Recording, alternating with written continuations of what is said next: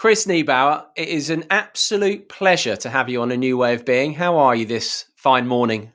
I'm doing great. Thanks. It's great to be here. It's a pleasure to have you on here. Huge fan of your work.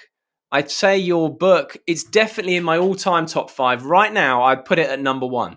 So, Wow, cool. I absolutely love it. I hand it out willy-nilly. Now, this podcast is called A New Way of Being. I would suggest that we all need a new way of being to a certain degree because humanity, or the human species at large, currently is seemingly lost in a sea of thinking. Would you agree with that? Oh, I love the way you put it. We are lost in a sea of thinking and abstraction, language, and yeah, it's a stormy sea, and we are lost in it. And people don't even know that we're lost in it. That's, I think, the alarming thing. So when you start to see it and get a bit of freedom from it, I mean, that's the real matrix, right? Yeah, it's a matrix of it, in the movie The Matrix, they're lost in this computer program, but we're lost in this thought world, and it's really similar to The Matrix. And if you remember, in the movie The Matrix, when Neo wakes up to the real world, I mean, it didn't go so well. It was frightening, and in that same sense, even though there's a lot of joy and peace in the real world, we're so familiar with this kind of stormy sea of abstraction. It's so familiar to us that even though it's behind most suffering, would rather be comfortable and familiar and suffer than have that new way of living. Yeah.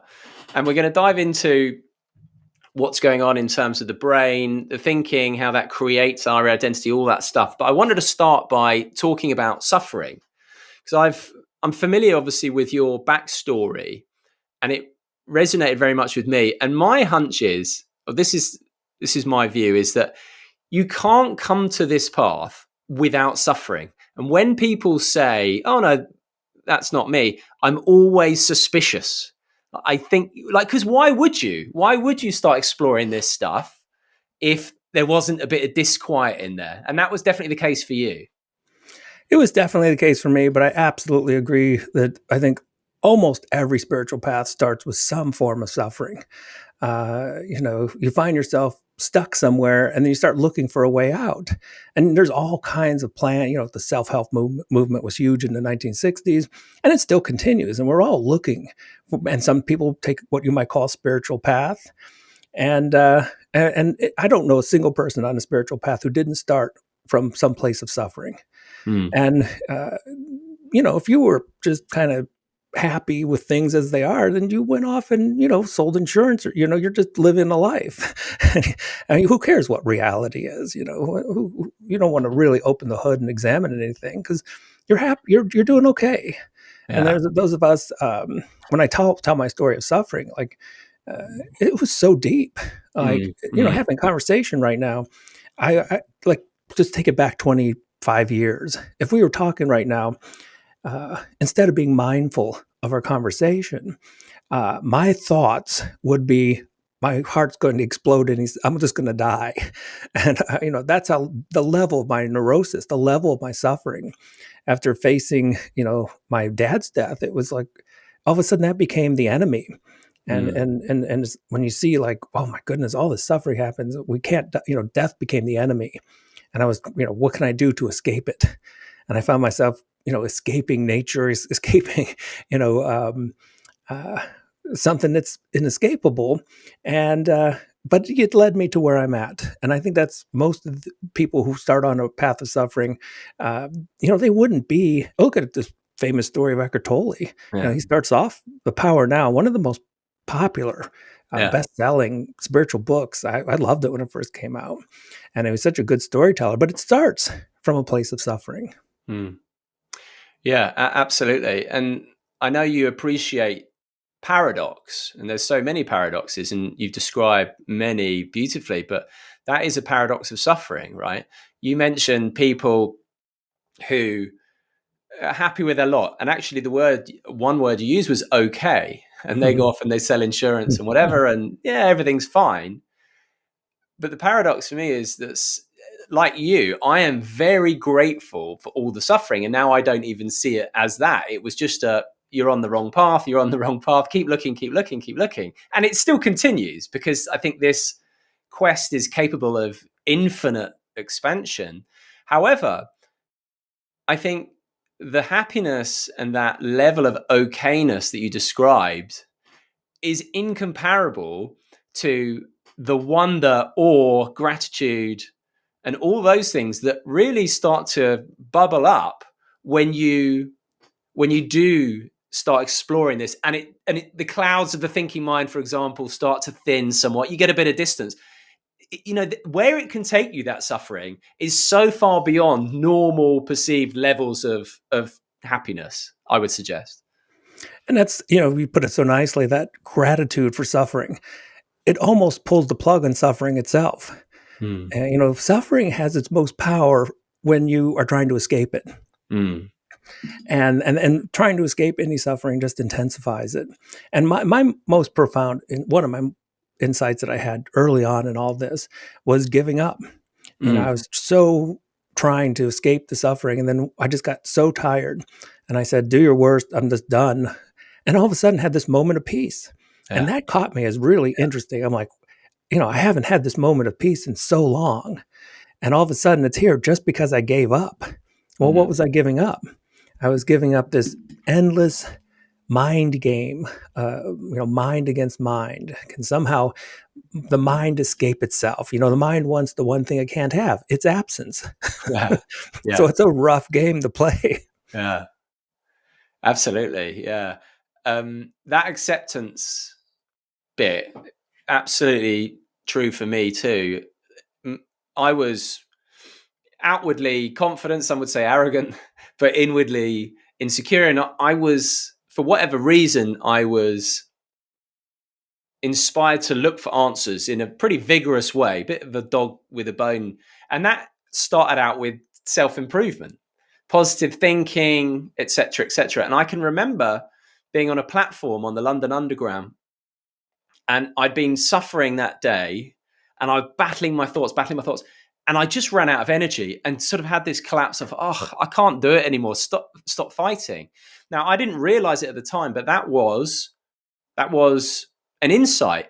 And so for me, the key moment, I would say, the key turning moment for me was I had insomnia caused by anxiety, and I would go to bed already in a state of high tension, and I would have the thoughts of, I'm not going to sleep tonight, and I'm going to look like shit tomorrow. Those were the two of the primary ones, and very focused on how I looked the next day. And I didn't know of any way to get out of that other than to either ignore the thought or to have a dialogue with the thought, neither of which obviously worked.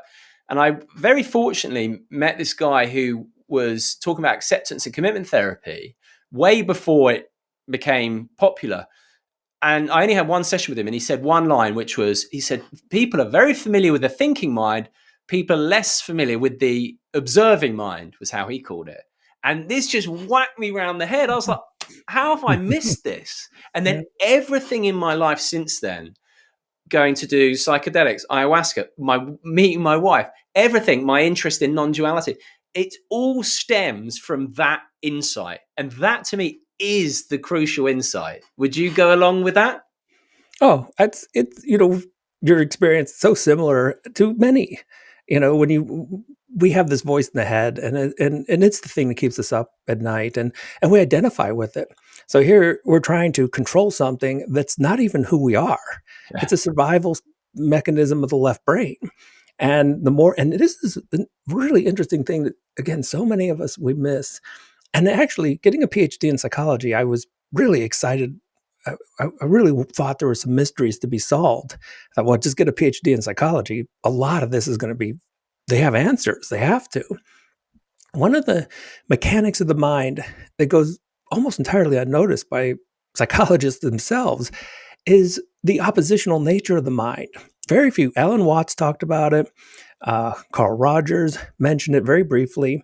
Viktor Frankl, Man's Search for Meaning. Now, he got it. He even called it it's sometimes called the law of opposition. He called it paradoxical intention. And He did it in with a fact, sweaty guy, didn't he? yeah. And if your hands are sweaty, if you're nervous, most of us, we fight it. We try to be calm. And that just makes the whole situation, like you were saying, you try to go to sleep. I've got an important meeting tomorrow. I'm going to really try to go to sleep. And the Yeah. mind keeps you up all night. Yeah. But if you dive into it, if you say, I'm going to, sweat, I'm going to be so nervous, I'm going to max out, be as nervous as possible. This is when the strange form of acceptance happens. And, Mm. and you kind of, instead of being caught up in the mind, that's the observer. That's the recognition of how the mind is working. And then you can use the mind sort of against itself. Yeah. And, and all kinds of really interesting things happen when you that law of opposition. I talk about it in No Self, but again, Alan Watts talked about it, but not as much as I think we should be talking about it, Yeah. because we're continuously, the improvement, uh, the self improvement game. We don't realize that every time we get involved in that game. Uh, we're setting ourselves up. And again, it's nice to play the game if you see it as a game.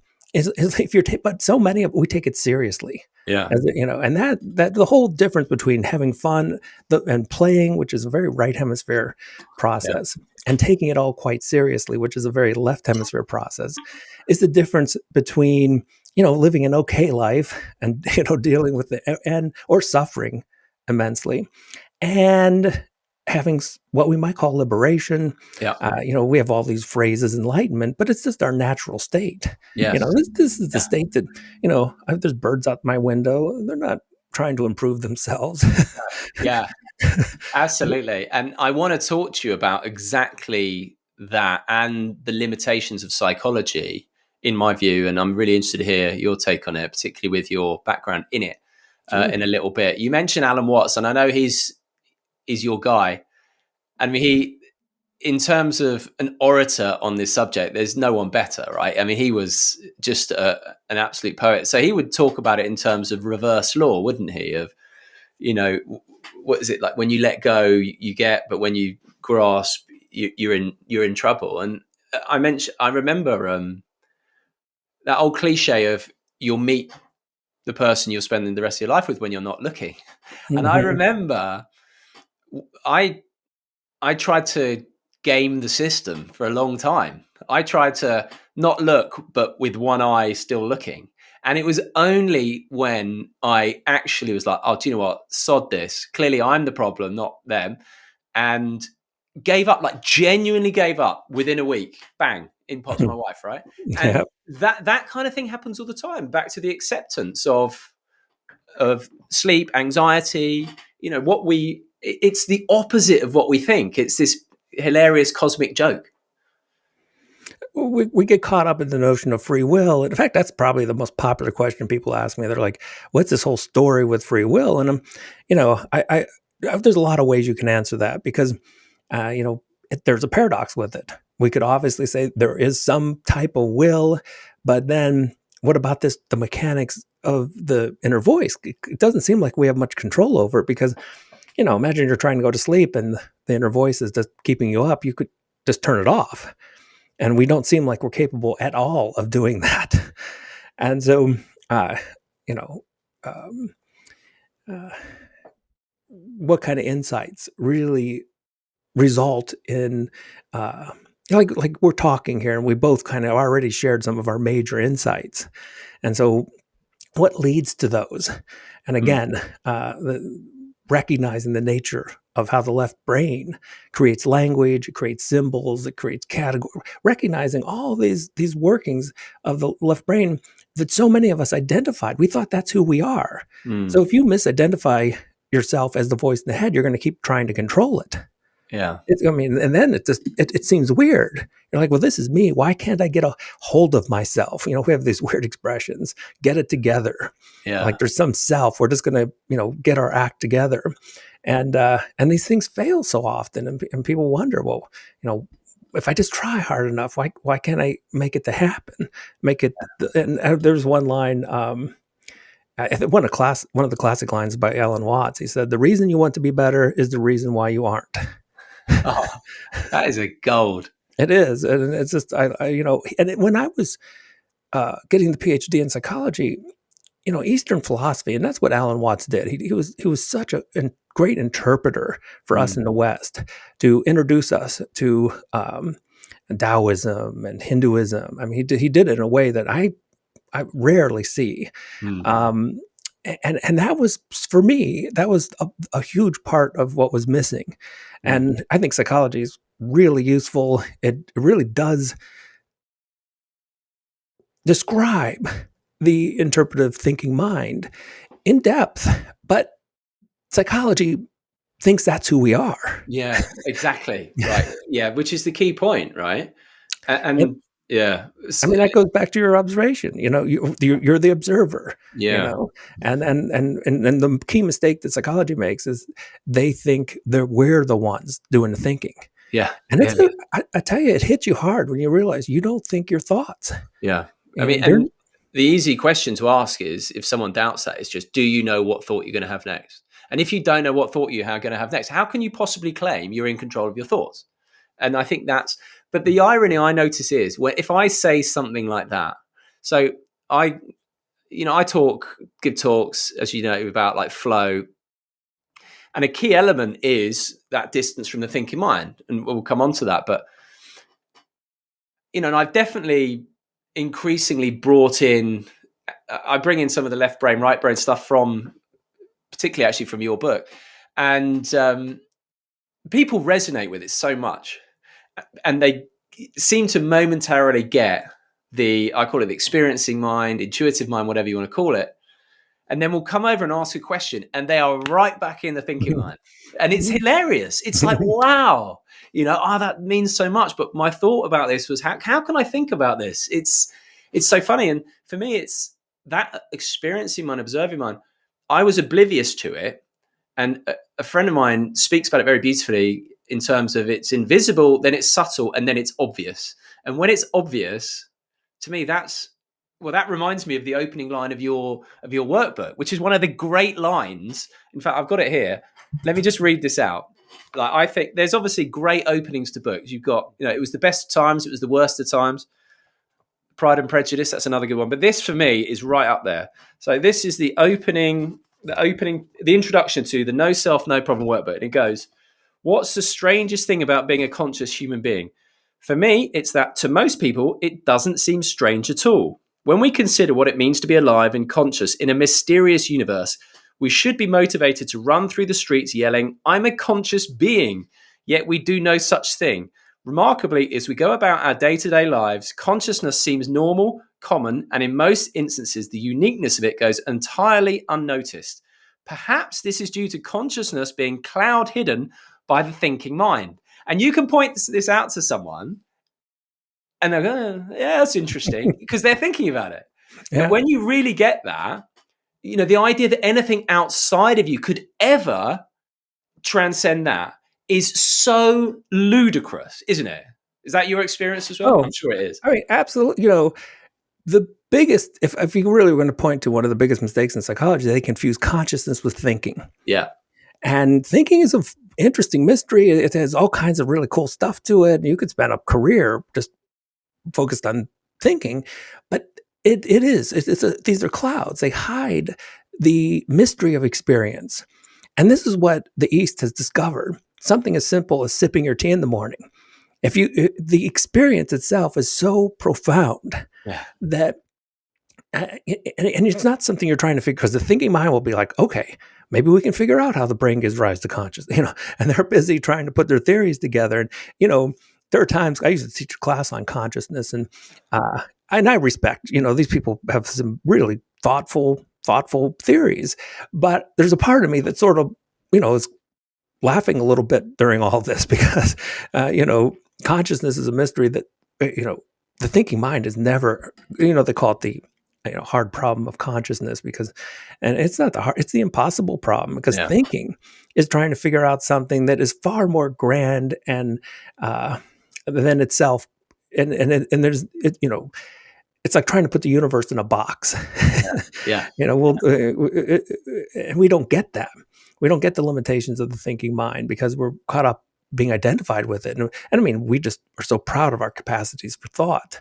And, if you're the best thinker in a room, you've got an edge. But the person who's sitting there sipping their coffee, you know, digging the mystery of consciousness for its own sake, not trying to go anywhere with it, not, trying to achieve or solve a problem, you know, uh, they're quite different ways to live.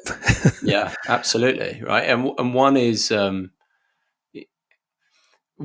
experiential, right? Is our experience being, oh, wow. And another is telling ourselves about how things should be.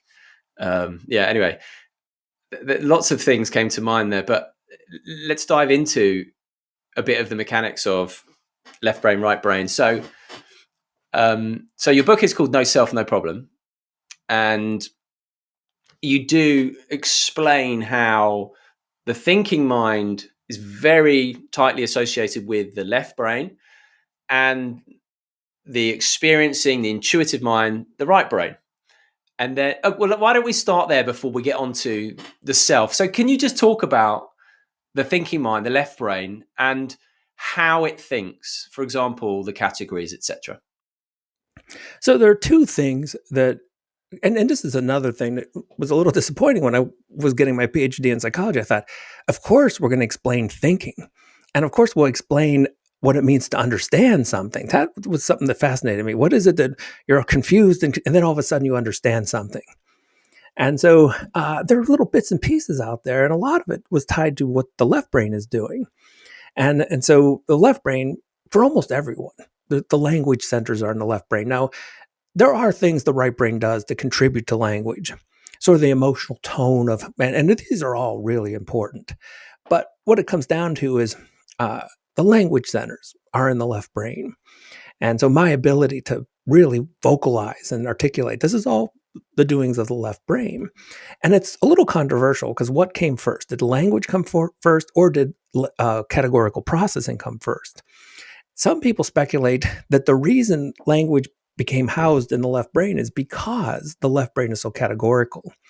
And so this is a really interesting theory. It's been around since the 90s, that the left brain categorizes the world and the right brain sees everything as continuous and connected. And so there are very simple things, like if I reach for my cup here, like to get a sip of tea, I have to know exactly where the cup is. It's not enough to know the categories. And so that's why our right brain navigates us through space and plays sports. And, it's not enough to know the ball's in front of you. You have to know exactly where it is if you're going to catch it. So you say, okay, well, what are categories? What is this thing that the left brain is doing? Well, categories are when you collapse across all the uniqueness of your experience and you look for commonalities. And then you take those things in common and you put them into a group. And so you could have vast differences in the world. I could be looking out at, say, a few cups and a few plates. And maybe every plate is really unique and different. But the left brain just goes, those are plates, those are cups. It takes a couple things that are common and then puts them into one group. So we have things called Mondays, and and so we take a few unique things and we call this thing Monday.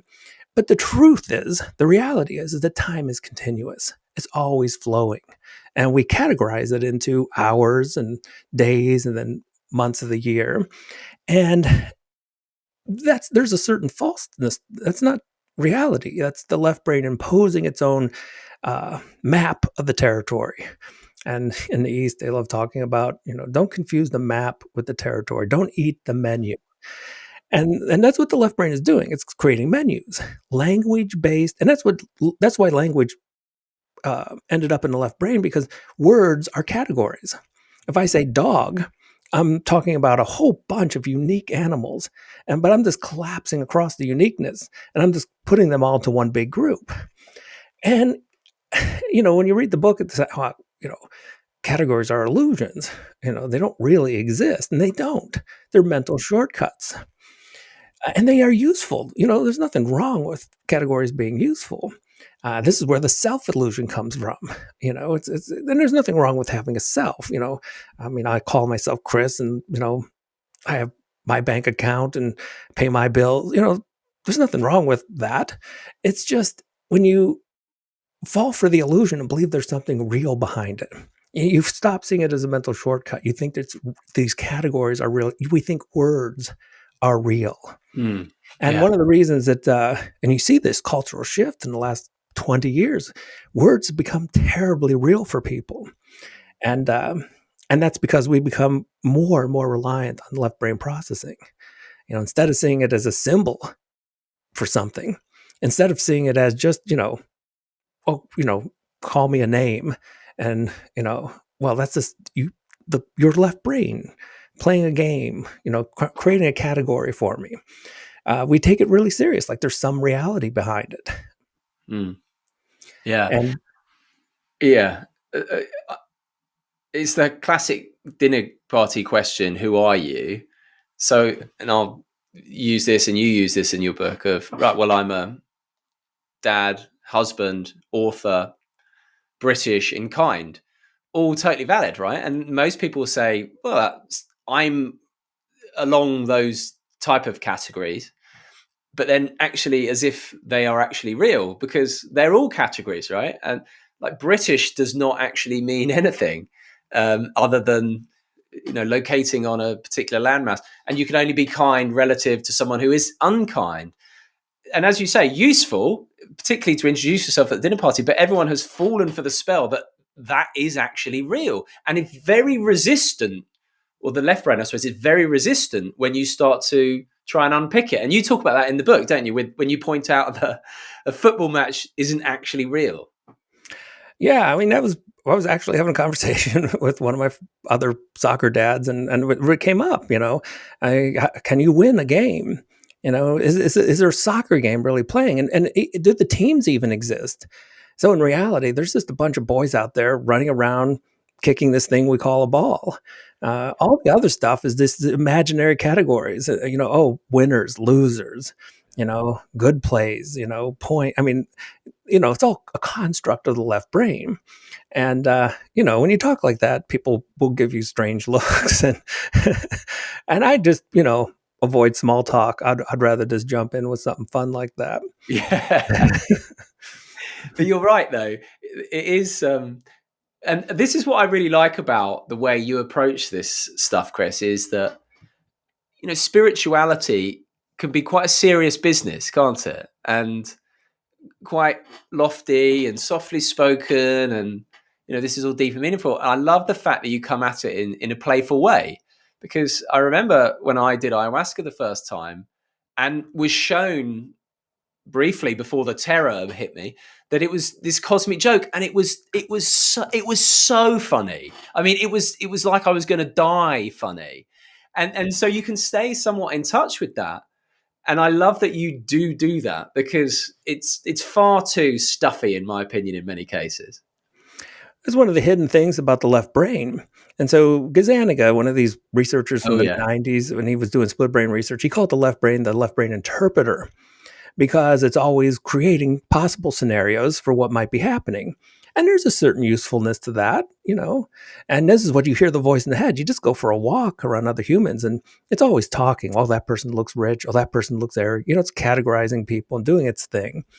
And for us to take it seriously, or for it to be taken serious, it had to have a degree of certainty to it. I couldn't just come across and say, well, maybe that person's there. Maybe it had to come across as like, look, this is the way it is. Yeah. And so when we play the game of certitude and certainty, you're almost guaranteed you're doing a left brain process.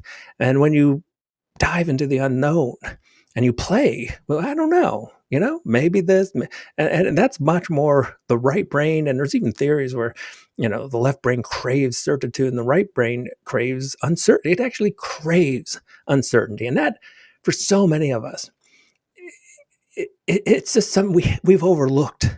It's hard for us because, you're playing a game. You're like, look, who's going to win? We don't know. That's sort of exciting, right? Like, we don't know. We don't, and people, no, we're going to win. And it comes across, you point out the uncertainty, like what's going to happen, like even like on a podcast and we're chatting, like what's going to happen in the next second. I know, right? And I don't know. I didn't know I was going to say that. So we're all watching, and it's not a game of soccer; it's a game of existence, Yeah. and we don't know. And there might be some behind that, maybe consciousness. Maybe there is kind of an all-knowing, but it plays, and as Alan said, it plays when it plays at being everything else. Yeah. And Yeah. so we get lost, and suddenly you're a self and you're watching a soccer game, and it's terribly important that your team with the green shirts win. Yeah. Kick the ball in the net. I mean, yeah, funny. Yeah, you mentioned the split brain, corpus callosum. I think the stories you share is it. How do you pronounce his name? Gazaniga? I've always just said Gazaniga, Kazaniga. Yeah, that sounds better. but I've heard it Can you pronounced that way. Right? Can you just share a couple of the stories of, for example, it's the chicken one, the guy who got up or woman who got up to have a Coke and ran and just that, because I think that is so revealing. That's another one of these insights that I just would suspect would be like, you're checking out at the grocery store. That should be like in some magazine, like the split brain reveals that there's a left brain interpreter. Yeah. And, because when we look at the history of humanity, our egos have taken some hits. We're not the center of the universe. And then Freud said it's mostly unconscious processing that determines things. And then, we're just fancy apes. And so we had to deal with Darwin. But I think the greatest blow to our ego would have been the interpreter, realizing that there's this thing, this machine, and neural machinery in the left brain that's always creating stories. And the way he discovered this, so he split the brain, so the corpus callosum. So we have two pretty independent left and right sides of the brain. They even have their own blood supply, so you can like put the left brain to sleep. They're held together by maybe 400 million nerve fibers called the corpus callosum. But in some cases, when a person had really bad epilepsy, it would cross the corpus callosum, and then the whole brain was involved in the seizure. So Roger Sperry, who got the Nobel Prize for this, he thought, well, what if we split the corpus callosum, like literally cut it, severing all the connections between the left and right sides of the brain? Would it have any effect on the epilepsy? And the wonderful thing, it really did. So these patients went from uncontrollable seizures to something where they could get a job. They could actually, get back to their lives. But the strange thing was something called disconnection syndrome. And so now this is another mystery we don't have solved. Like the brain is cross-wired to the body. So the left brain controls the right half of the body. The right brain controls the left half. It's all cross-wired down by the spinal cord. All the nerves cross. Now you don't know if I move around because pretty likely I have an intact corpus callosum. But in these patients, when they raise their hand, that's solely the left brain. If they raise their right hand. And if they raise their left, that's completely the right brain.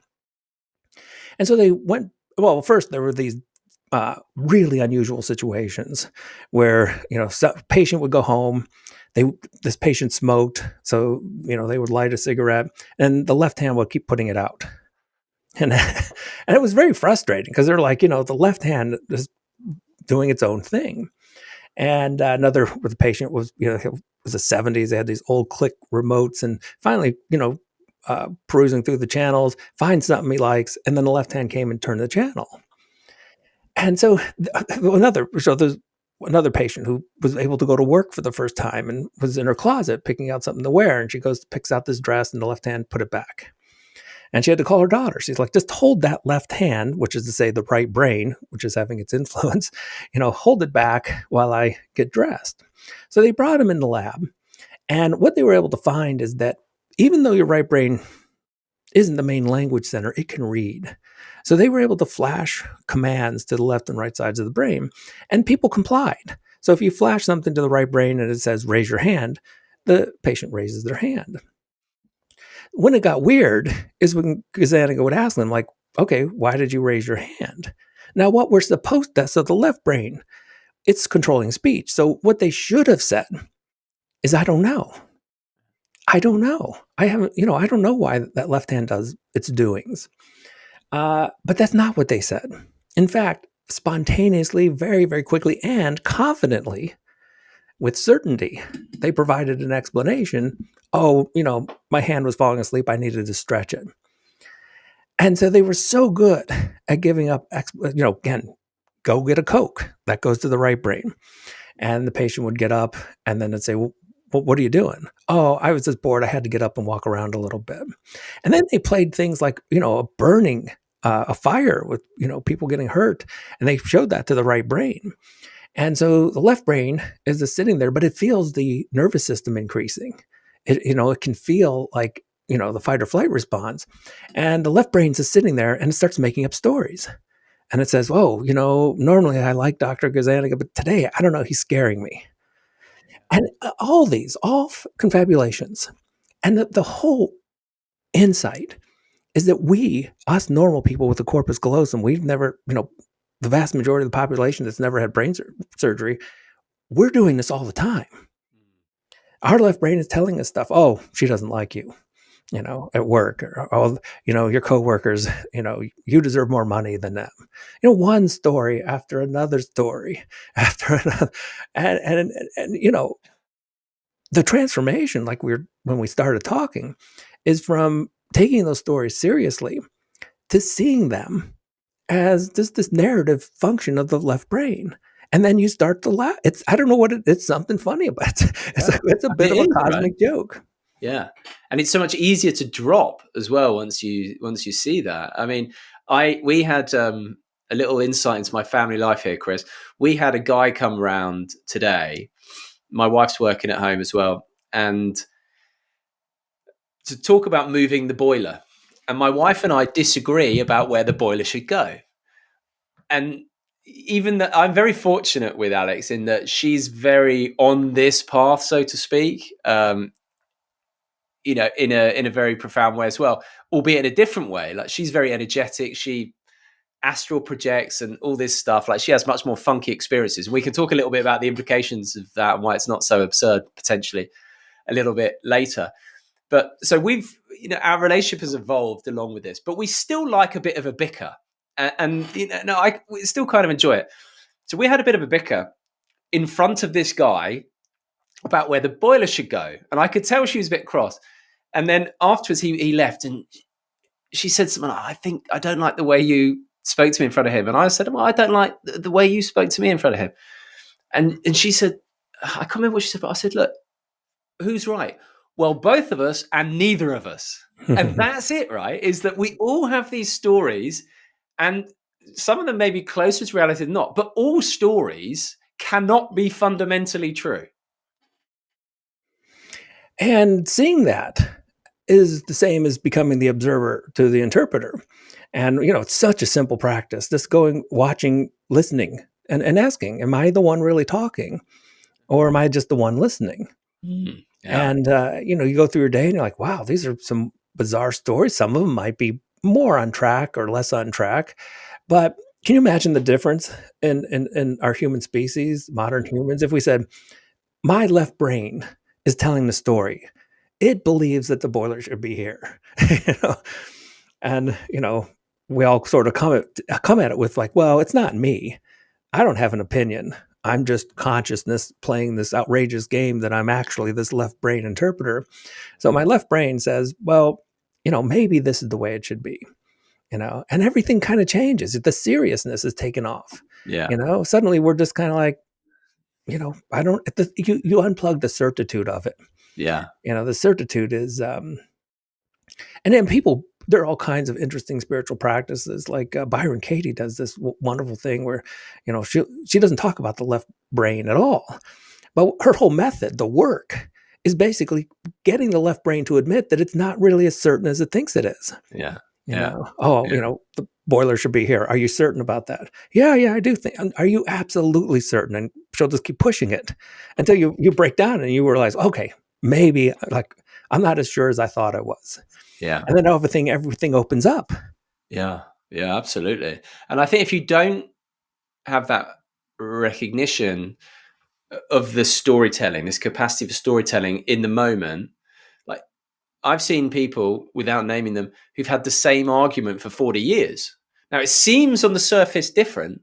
it's caused by this, it's caused by that. No, it's not. It's so clearly the exact same argument, but people are oblivious to it. And so, as I said, my wife and I, we enjoy a little bicker, but the beauty is when you see it through, you can drop it just like that.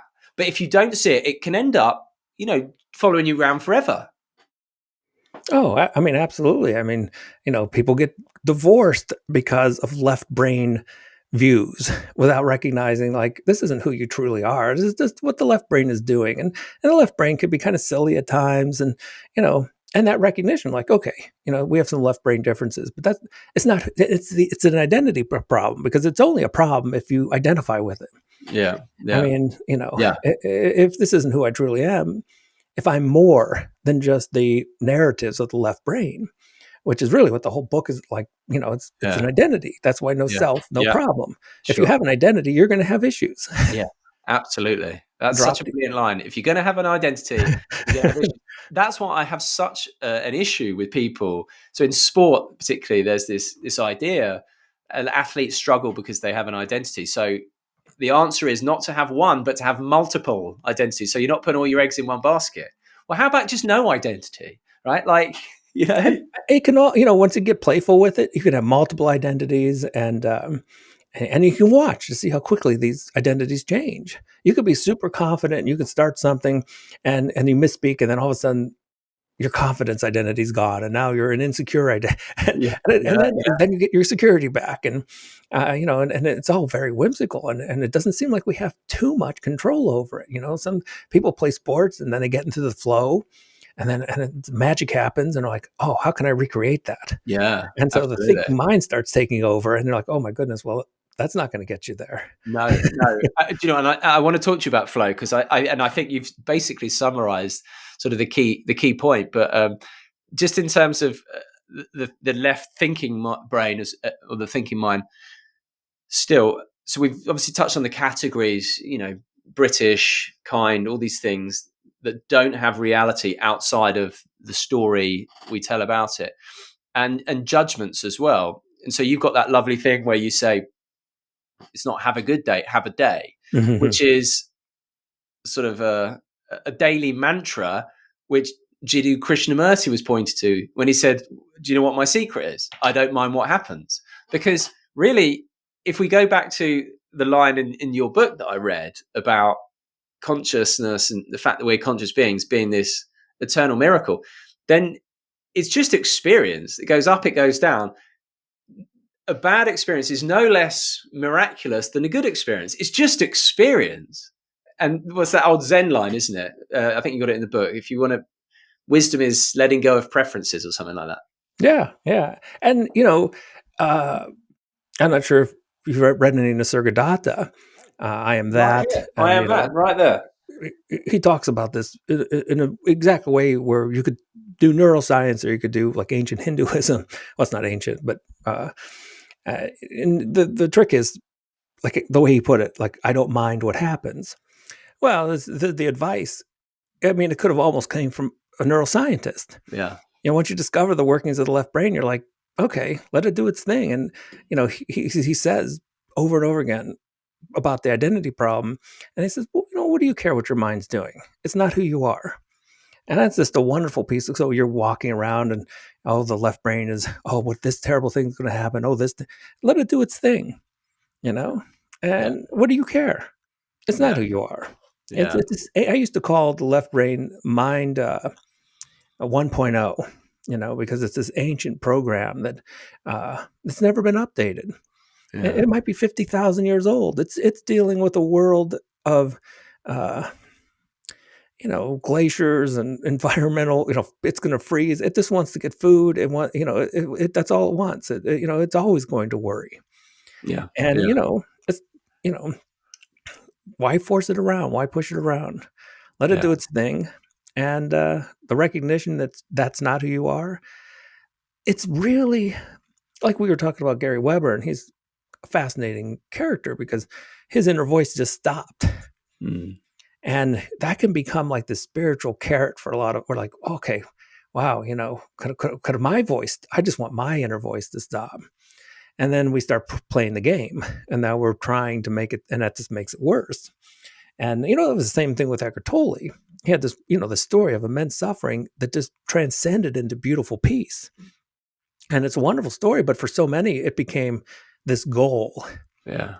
Can I just how do I get there? And we don't realize, you're already, people say you're already a Buddha, you just don't know it. Yeah. You're already at peace. You just got so caught up into thinking that it isn't obvious to you. And these really bizarre things, when you disidentify with thinking, it's like all these almost perceptible things happen that was happening all along. It's just you weren't there. You weren't present to notice it. This is the person who, they just drink their coffee, or they're going out. From the moment they wake up in the morning, it's all about their work day. Yeah. And they're missing out on what their coffee tastes like. And so, who hasn't looked down at an empty pizza box and been like, did I eat that? We weren't even present for the, for the joy of sensory processing and the senses. And I don't know, I've quoted Alan. I don't know. Sometimes I just in an Alan Watts mood, I just end up quoting him a lot. And he said that, anyone who's seen this, it's not their job to preach to the world. Their job is to delight them back into their senses. Yeah. The sense, our consciousness. Like when we started off talking about, we should run down the street, just exclaim, I'm a conscious being, and that's enough. Yeah. That alone is enough, and it's a mystery. And yet we play this game of pretending to be, salesmen or, insurance people. We play these identities of professor, doctor, student. We have endless identities. Yeah. There are various lines that I've heard at different times in my life that resonated with me, but my thinking mind didn't get it at the time, but something in me intuited that it was right. One was, I remember watching a travel documentary, and this woman was, I think, in India, and she was speaking to this guy who was basically in a loincloth, good looking guy. And she went up and said something like, "You're very good looking," to this guy. And the guy's reply was, "But I know this is not who I am." And at the time I was like, what the hell does he mean? But it stuck with me. There was something in that, which would have been, I suppose, the right brain. It immediately knew that was right. But at the time, I couldn't understand it. Now it's very plain to me too.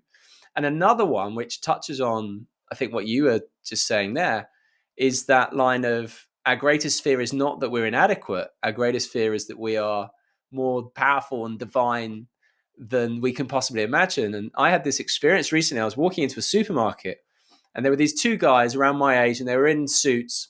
You mentioned earlier, actually, the accountants who are okay, right? And they were walking in, and I'm sure they look comfortable, probably had families. And listen, I was telling a story. The thinking mind was telling a story, but I just had this sudden realization. I was like, wow, they have no idea.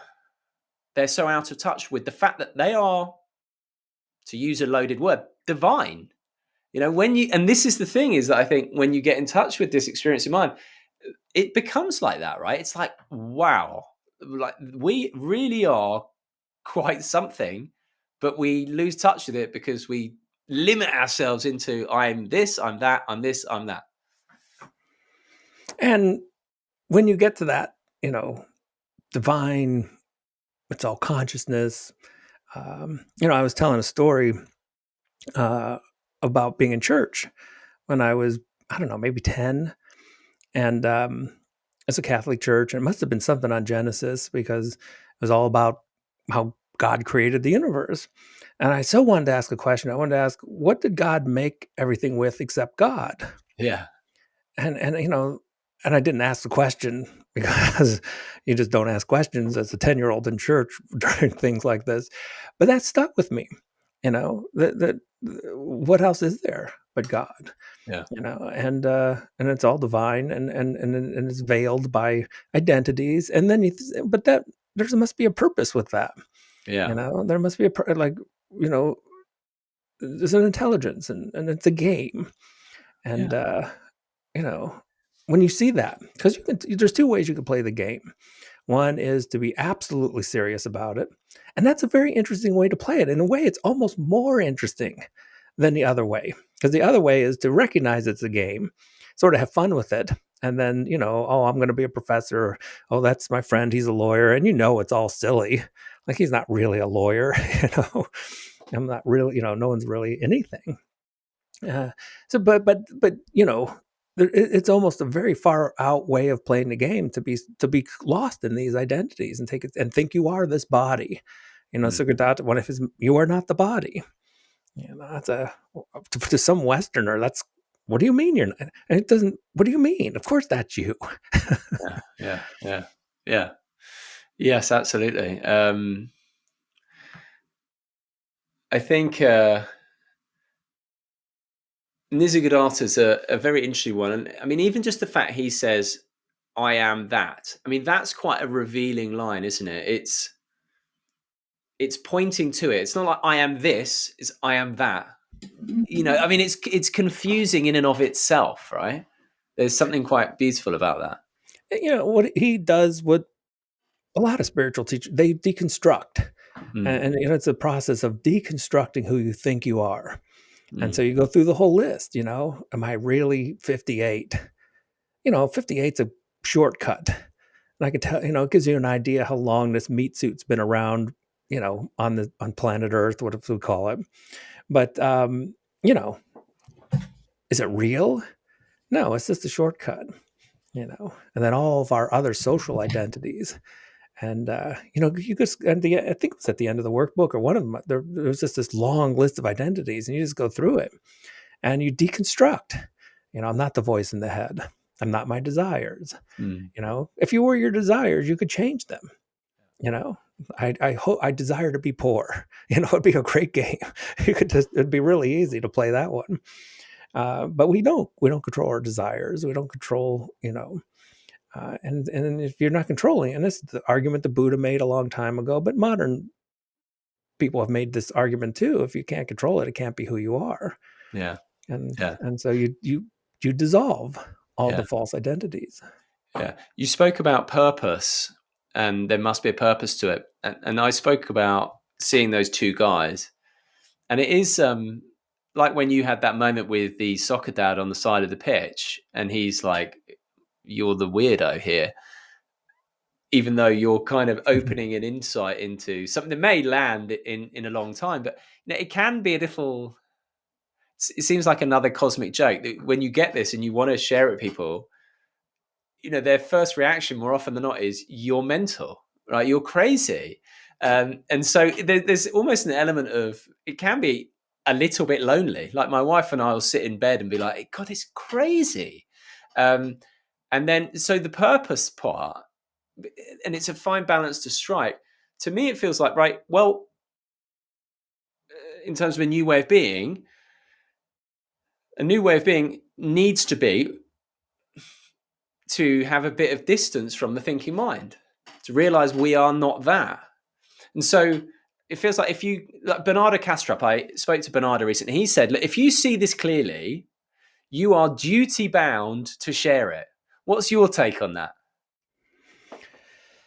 Well, I think the sharing is great. That's what we're doing. And I think when people, and this isn't a judgment. If I say, well, people will wake up when they're ready, that's not a judgment. I'm not saying, oh, I'm awake and you're asleep, that kind of thing. In fact, this was years ago, and I was talking with um oh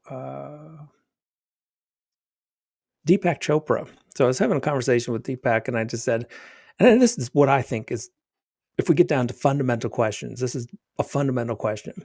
If reality is all non-dual, if it's all interconnected, why do we play this game of separation? Why do we play the game of duality?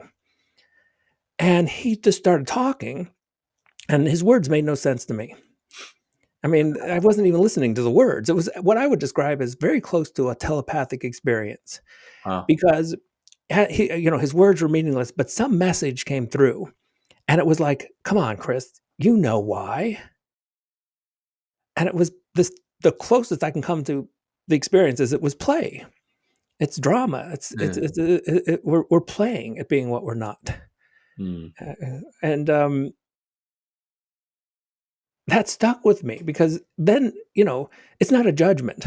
Like, look, No. like if we're both in the movie theater and it's Titanic, some epic drama kind of thing.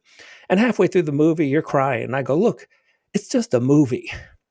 You might look at me kind of like, what are you know, don't, I'm all caught up in the movie. I'm having fun, Yeah, yeah, yeah, yeah, And so, I think it is our, yeah, speak and those who are ready will find it fun. And, they're kind of like, yeah, this is just a movie. yeah, yeah. And others are still caught up. They want the movie to go and that's, so there's no real, you know, Right or wrong? yeah, there's no right or wrong with it. No. It's a preference, and some people, and again, if you're caught up in the drama of it, in a way, you're playing the game almost at a more advanced level. When you Yeah, start seeing that's a game, you're like, it's just like that person who says, "Hey, it's just a movie." yeah. It's That's a very interesting perspective. Right. Let's talk a bit more then about the right brain. This experiencing intuitive mind. There's that lovely quote on one of your chapters in No Self, No Problem from Einstein, and I'm going to butcher it, but I'll try. The rational mind is a faithful servant. The intuitive mind is a sacred gift. We've created a society that honors the former and overlooks the latter. And so this quiet right brain, observing, experiencing, intuitive, that has all these characteristics inherent in it of gratitude, of awe. And so that's why when the thinking mind does feel thin, and you get a bit of that distance, this stuff does seem to bubble up of its own accord. It's not outside you; it's inside you. But so, what are some of the other characteristics of it? And starting with fun. hmm. Well, okay. So one of the interesting things about the right brain is the attention abilities of the left and right sides of the brain are different quite a bit. And so the left brain's attention is like a little spotlight. And that's why you can only talk one word at a time. And so, it's all caught up with the left brain and language and this tiny little attention. The right brain's attention is vast. And so it can do multiple things happening all at once. And that's why if you're doing sports, you want right brain attention. But the thing is, it's not talking. And our culture has become so overly dependent on the left brain Mm, that if it doesn't come down to language, we don't value it. So in a way, you could say, well, what is the right brain all about? It's about everything not valued by modern culture. And so, fun, playfulness, there's no value. In fact, I'm working on a new book. I'm almost done. It's actually called Waking Up from the Dream of Thinking. oh, that's good. I'm excited. Yeah, I'll send you a copy. Oh, Well, please. almost done. I've been almost done for like a year, and but um, there's an article where scientists, psychologists, they take play and they overthink it, Yeah. and they're like, "Oh, is brain building. Kids need to play because they need to build their brain." They're like, "Play," and this is one of the quotes from the paper: "Play is not frivolous." And I come back and I'm like, no, play is absolutely frivolous. It's the most, there's no purpose to play. And that's one of the, again, that's the left brain stepping in and saying, oh, there's all these different kinds of play. We can categorize play, and play is good for you. Therefore, you should play. Yeah. And the right brain is just kind of like, what do you like? None of that makes any sense because, of Yeah. course, Make sure you play 3 times a week. yes, you must play. I played twice. I need one more time to get up the code here. And the right brain's not like that at all. So again, like in the workbook, I talk a little bit about the Pitahan, this culture in Mm, South America, and everything about them is the immediacy of experience. And they live with hardships that a lot of us would have a real difficult time imagining: death, malaria, The book, a really interesting book called Don't Sleep, There Are Snakes. And that's what they tell their kids. It's like, this is how hard their life is. They're like, they tell their kids, like, don't sleep, there are snakes everywhere. But the most fascinating thing about this group is that they are some of the happiest people on the planet.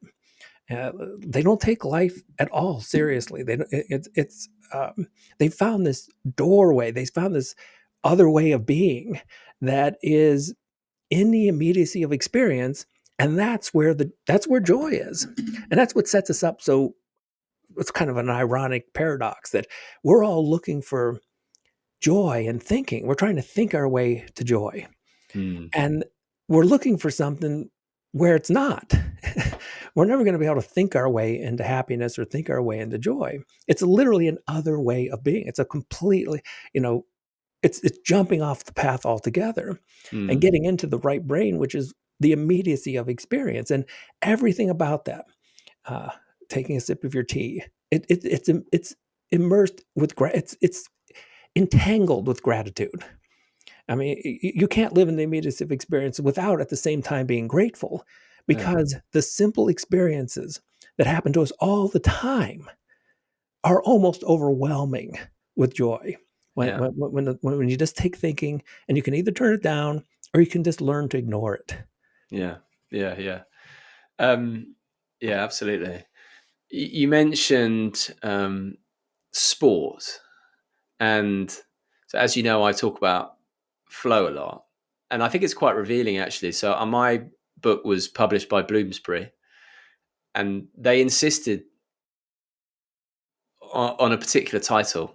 Initially, they wanted to call it "Think Like a Champion," until we found out Donald Trump had already written that book, and then we went, then we went with Champion Thinking.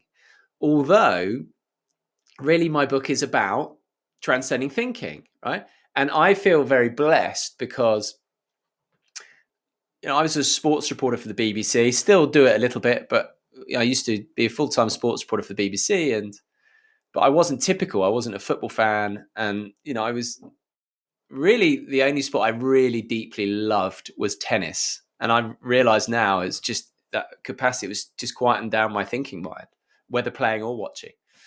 And really, I was fortunate. So I won't tell the whole story, but I launched my podcast and I used sport as this way to get into. Actually, I'm going to quickly tell the story. So I did ayahuasca in 2015, and I had this very clear insight that, oh my God, like, what am I doing talking about sport? I'm really interested in non-duality, spirituality, etc., philosophy, for want of a better word. And I was in this absolute turmoil, like, oh my God, I'm wasting my life. I'm in the wrong path. But it wasn't until shortly after that I realized, by fortunately launching my podcast, speaking to a lot of people, particularly around flow, that I realized, no, I've got that completely wrong. Sport is this deeply spiritual experience, because what we really love is that experience of flow. And so the whole argument, the premise really of the book, if I'm asked to summarize it, is that success evangelism, the I'll be happy when X happens phenomenon, is just illusory. But what we do really love is the experience of flow. And then why do we love the experience of flow? Well, because our sense of self disappears. But then, so the sense of self disappears. As you said, the right brain, it's observing, experiencing, intuitive mind, that is the epicenter of, let's say, the flow experience. But then afterwards, that's when the left brain comes up and goes, yay, I did that. And Yeah. that's when we give it the trophy. And then the story we tell is it's about the trophy. No, it's about losing yourself in the moment. Like, that is so clear to me. So yeah, flow, I think a lot of people, they focus on it for the performance elements, which is great because it definitely can do all that. But for me, unquestionably, the most revealing thing about flow is simply the fact that we love it and we lose our sense of self. And that cannot be a coincidence. And isn't it a strange paradox? I remember when my son's played soccer his whole life. I don't remember, maybe he was 5 when he started playing, and he was maybe 10 or 11 or something. And I remember he was going out, and one of the coaches yelled, "No mental mistakes!" And I was like, "Oh my goodness! Oh, this is just going to be a tragedy." Yeah. And that, because that's this is going to get them more caught up in their thinking mind. Yeah. And that's the paradox with sports. Oh, it's a paradox with anything. You know, for me, I play guitar, and if I try to play, if someone's watching, all of a sudden it becomes performance. The left brain is all into judgment. Then I'm not playing, and all of a sudden this terrible stuff comes out, and it's because I'm letting the part of me that's not very good at it take over the task. The part of me that's good at playing guitar or playing sports, or the part that gets in the flow, has nothing to do with winning. It has nothing to do with impressing other people. And so, it's you can do these magical things, whether it's on a musical instrument or on the field, but you can't come at it through a place of the thinking mind, because the Mm. thinking mind wants to win. And if you want to win, that's what you're thinking. I want to win. And Yeah. as soon as you're not paying attention to the game. Yeah.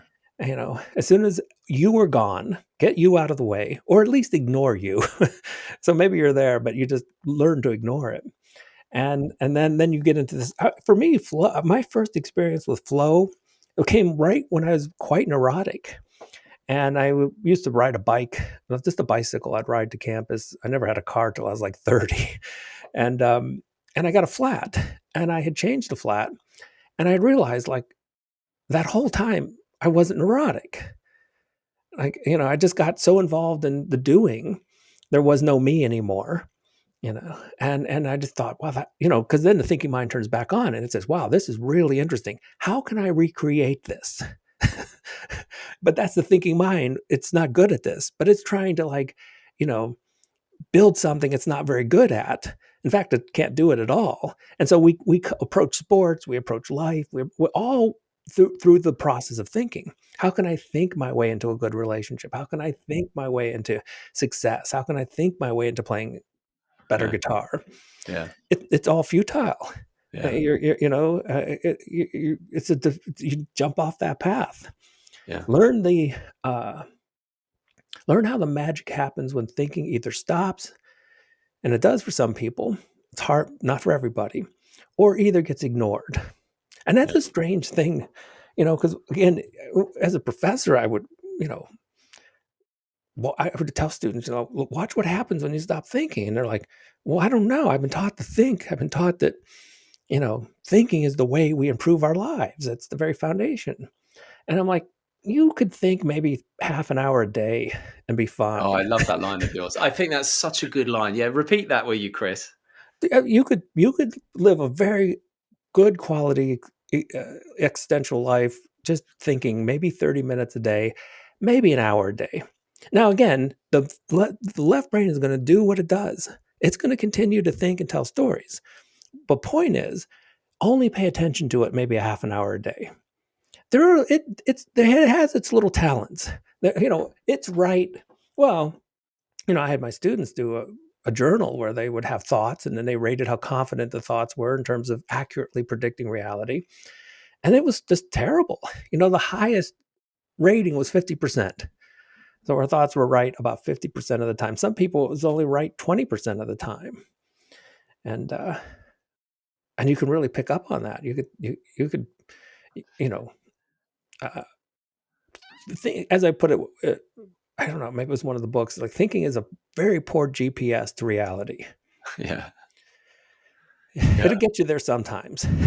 Yeah. Yeah. But, you know, and so people ask me, "Oh, well, what are you talking about when you talk about intuition?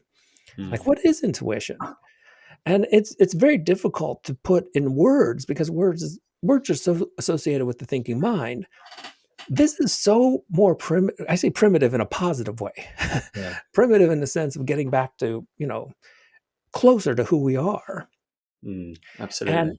the whole world is filled with intuitive minds. All Yeah. the other species, they're not thinking. Although, I was just doing, when I was teaching a class a couple days ago, and you might, we have this little Yorkie, and it gets terrified of storms. And so I was home alone, and the dog usually just hangs out, but he came in the office, and here I am lecturing and stuff. And basically he needed comfort because he was terrified of the storm. And you can see, this is kind of so even other animals have some kind of, maybe you could call it a precursor to the left brain interpreter. They hear thunder, the interpreter Mm. starts getting all freaked out, fight or flight. But the interesting thing is, when the storm's over, it's gone. The dog doesn't ponder and say, "Oh my goodness, why was I so sick? Why did I get upset about this?" Yeah. It's over. Yeah. And it's done, and but us humans, we play a different game. We Yeah. oh, why was I afraid? Yeah. Why Yeah. and Yeah. we can't let it go, and No. you know and Y- it's okay. Yeah. It's not a matter, let the whole letting go game. Sometimes these blessed miracles happen, and we just let go.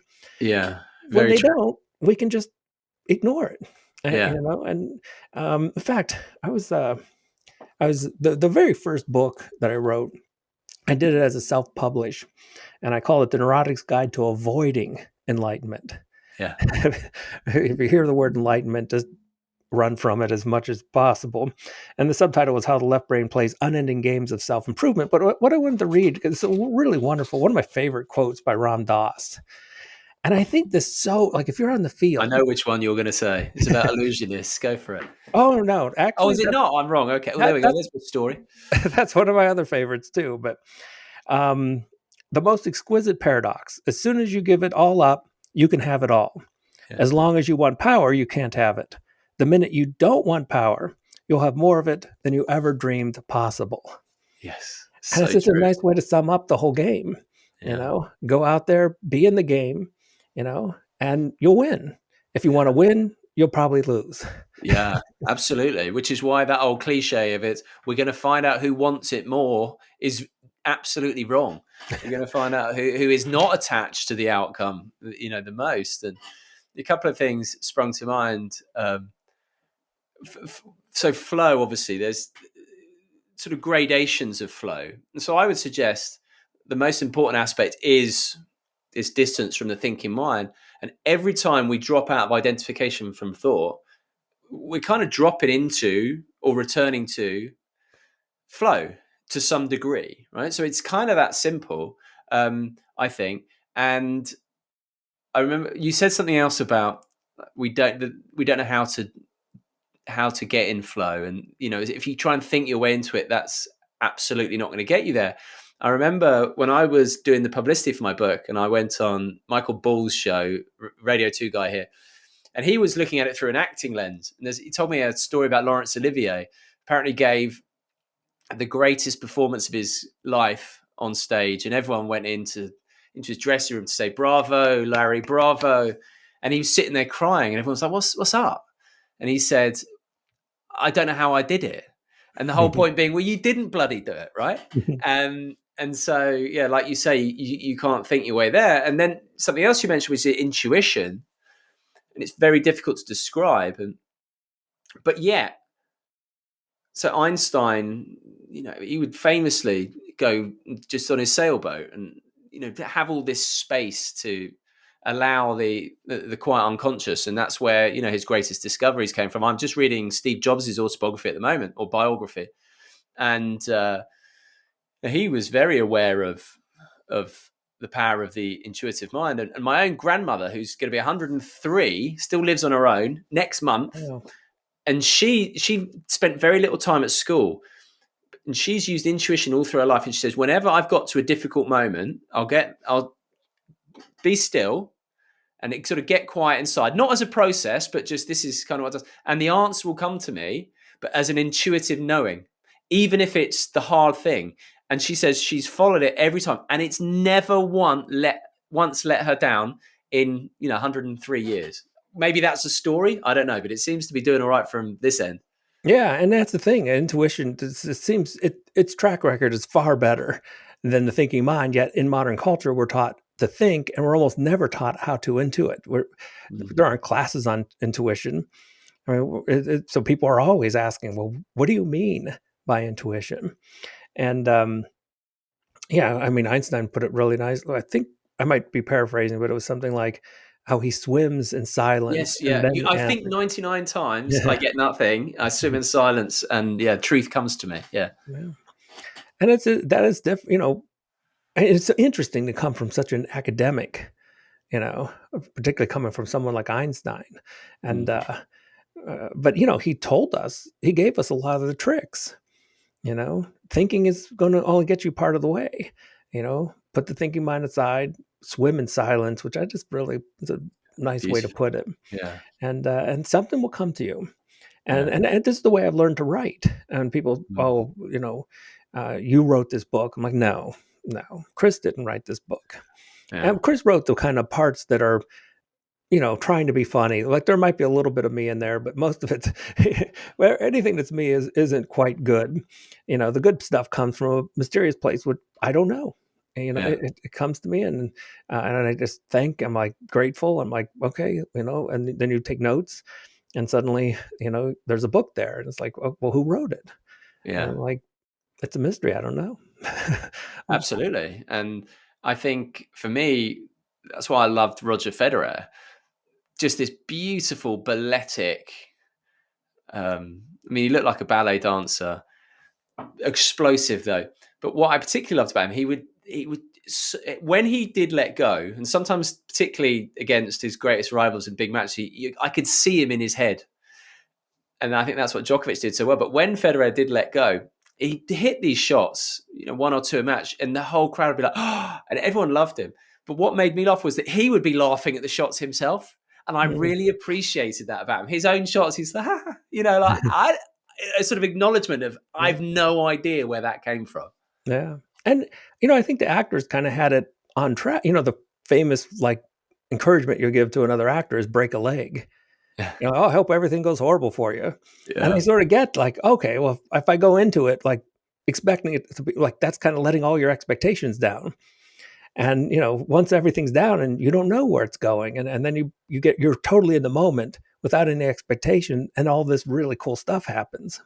Wow. Yeah. That's a really good way of putting it. Um, I'm conscious that we've spoken about the self, the me, the ego, without necessarily like clarifying it, because I'm sure some people sort of struggle. So, in my book, I talk about the self concept. So, for me, it's this idea of who we are. Um, I spoke to Federico Fagin recently, putting that one out, and he was talking about it. For him, it's the belief that we are the body. Is for him the ego. So, how would you define, the self that you say is, or you show is illusory? It's a narrative of the left brain that constructs stories, and instead of going outside, because a lot of times the left brain interpreter is focused on the environment around us, but it just does the same thing for the internal dialogue. If you're having thoughts, if there's a voice in the head, the interpreter says, even though it's creating a voice in the head too, it says, well, there must be a thinker to the thoughts. So it's just an assumption. It's tentative conclusion, and which is fine, but there is no, again, is the self the body? That's a tough one, because so many, we're getting at a time when so many body parts can be replaced. I mean, even a person's face. And so you look in the mirror and you say, well, that's my face. But what we're getting at with the self issue is, to whom does the face belong? And that's what we're getting at. And so the interesting thing about the self is, yeah, it's a concept, it's an idea. So let's dive into it. Let's see if we can experience it. So you can experience like, okay, I can see this pen, I can say it's red and it has all these qualities. Okay. So that we can say this pen is real, just to be tentative. But can we do that for the self? Okay, well, let's turn our observer onto the self. And you start looking and you say, well, this is my hand, this is my face. Yeah, I know, but to who does this face and hand belong? Can you see that? Can you perceive it? And you start asking who am I? Well, is there anything that the observer can clearly experience that we could call the self? And what we find is there's nothing there. There's nothing that we can find. So there's an observer, but it has no identity. You know, uh, I mean, is the observer male? Is it 58 years old? I mean, the mystery of consciousness has eluded us absolutely, and there's probably a good reason for that. And so,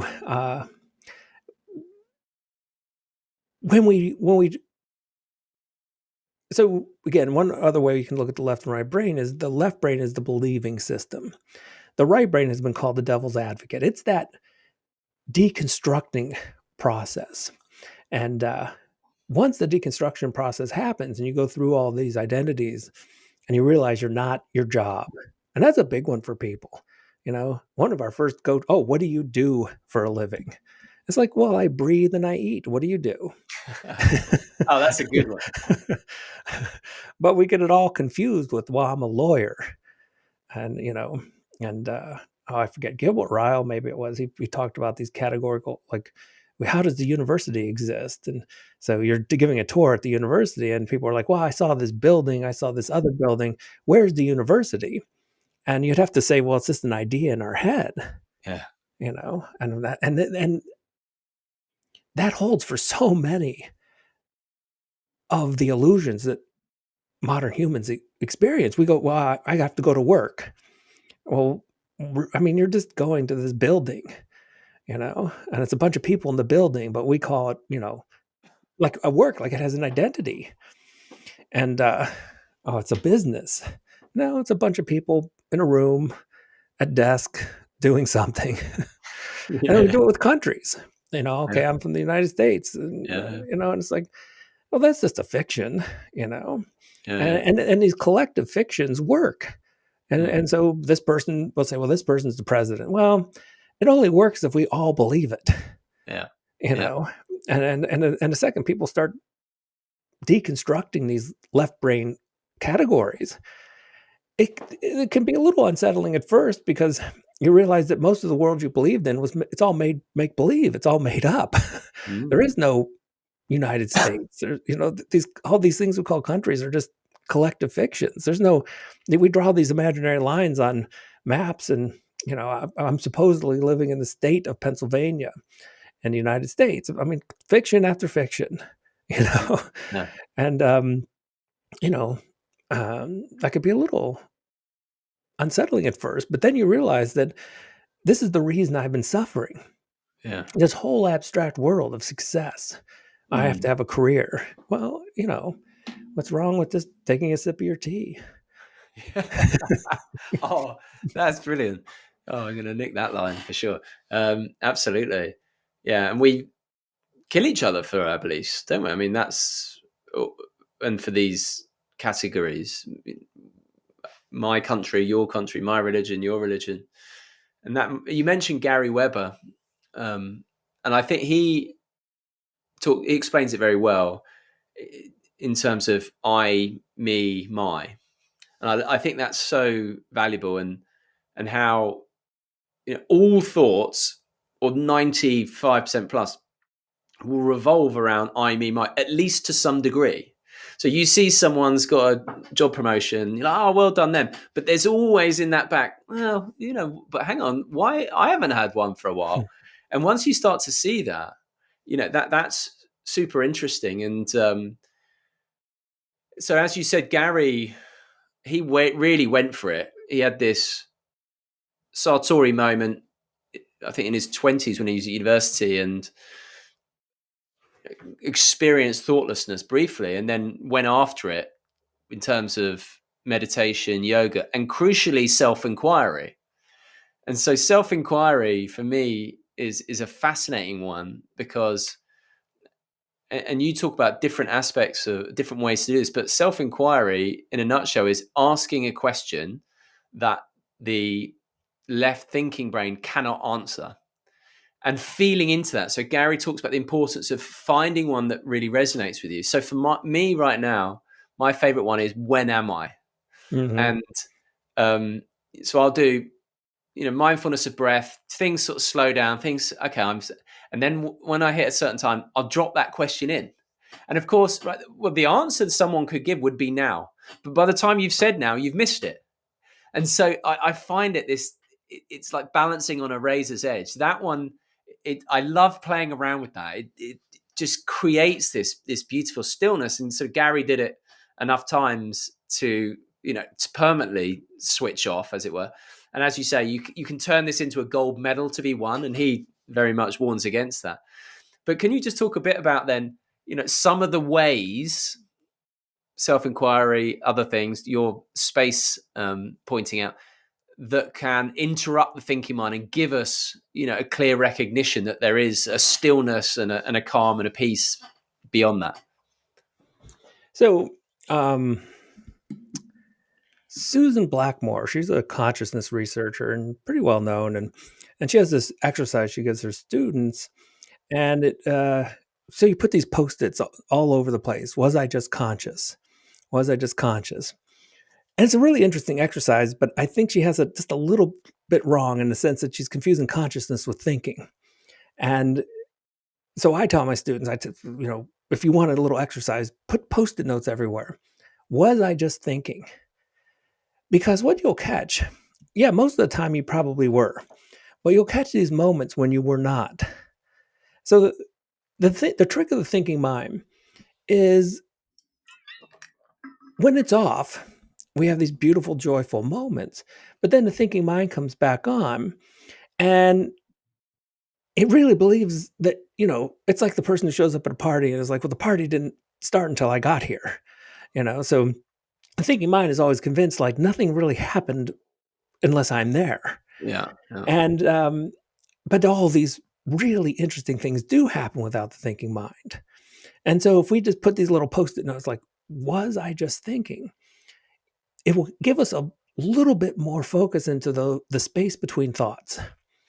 And, people like Eckhart Tolle was teaching this a long time ago, focus on the space between thoughts. But you can get it a little bit more, it's not just a brief moment.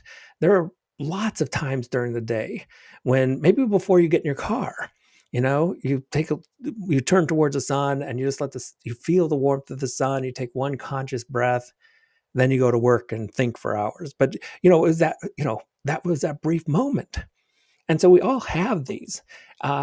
But in a culture that so values the thinking mind, we have to point it out a little bit more explicitly. And so I like the idea of putting the post-it notes like, was I just thinking? Was I just thinking? Because you're conscious the whole time. I mean, and when you get good at this, you'll realize there's never a moment that you're not conscious. Of course. Like consciousness is always, and then you hear people like, Rupert Spira talk about, well, your consciousness is present even when you're sleeping. Which is true, right? Like, I mean, it's obviously true. I think people say, "Oh, you lose consciousness," and they're obviously using consciousness in a different sense. But if it wasn't true, you wouldn't be conscious of your dreams, right? And in fact, I've had these moments where I'm dropping off, and what I notice, and I just describe it like this, is that process of going from the waking state into, let's say, dream and even dreamless sleep, but certainly that first bit is what I've noticed when I've been, let's say, jolted out of that a little bit, is the first thing that goes is the chooser. So your thoughts start getting really random, right, before you slip into dreams. So it's not that you lose consciousness, it's you lose your ego. But people think that is losing your consciousness. Yeah, that's exactly it. And we confuse thinking and consciousness. So what happens at night is you just stop thinking, but you're still conscious. And the consciousness is present throughout the whole night. That's why, we know when we get up, we've had a good sleep or we haven't. That awareness is always present. Yeah, absolutely. In terms of space, so you got this exercise that's brilliant that I have nicked off yours, which is where you get people to say what they see and point out that no one will ever say space, because the thinking mind cannot categorize space, because obviously the universe is just one big space. There's not non-space to compare it with. So it just completely overlooks that. And I was thinking in terms of this overlooking of space, it's not just physical space, it's also space in time and internal space. So you were just saying that, notice the space between thoughts. And the more you do that, before you know it, it's like a ship that's only turned a little bit, but in a day or a few hours, the trajectory's changed a lot, and it can have that impact. But in terms of time as well, because one of the things that I find a little not upsetting, but you know what I mean, is the fact that you go on a platform, for example, on trains, and just everyone's on the phone, because that's time space where it's not filled up. to the thinking mind, it seems that it's complete. Well, you're not doing anything. It's a complete waste of time, and so people want to distract themselves from that. Whereas actually, the more you can actually settle in even into that space in time, that can end up becoming a very beautiful and enjoyable experience too. Yeah, the phones haven't helped. Well, again, it depends on what level of the game you're playing, but our mind wandering uh, comes into play with all this. And there's a wonderful paper I always recommend to people. It's called "Wandering Mind is an Unhappy Mind." Mm. Free, you can get it online for free. And what it shows is that most people are mind wandering about 50% of the day. So 50% of the day, we're not in the immediacy of experience. And people will tell me, ask questions like, well, what's meditation? What do and it's just, look, there's no complex thing about meditation. It's just being where you're at. It's not mind wandering. And the interesting thing about the papers are able to show that the more you mind wander, the less happy you are. Mm. But the problem with phones is that these little things have really helped our mind wandering. Mm. And so, we're riding a bus and the mind comes along, oh, this is terribly boring.